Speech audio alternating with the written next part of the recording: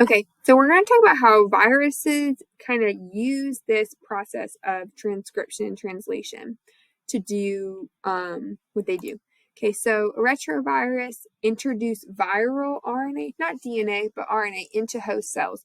So viruses are not actually considered alive because they're not able to do a lot of the cellular functions by themselves, but they basically hijack the cells of their host and have them do the work for them. So here is an example of a virus inside. Once it gets inside the cell, it will have some viral RNA. That RNA can then be sometimes integrated into DNA itself, or it can just be used to make proteins. Those proteins would then be assembled into new viruses and then can go on, continue, and infect other cells.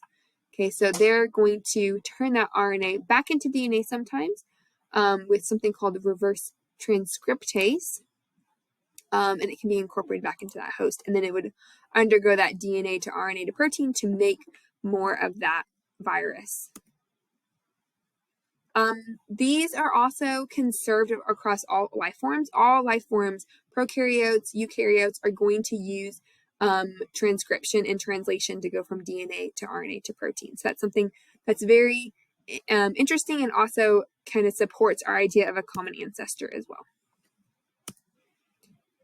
This is another idea of how COVID vaccines in specific work.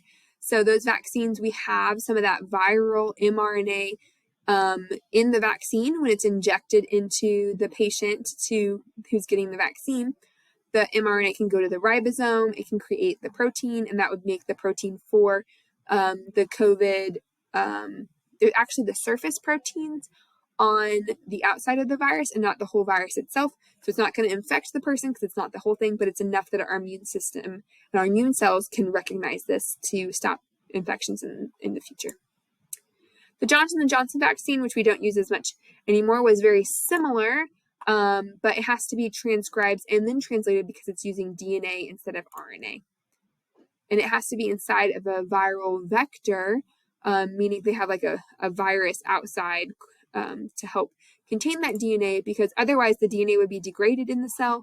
That's why cells send RNA messengers and not DNA messengers. And that's all we have.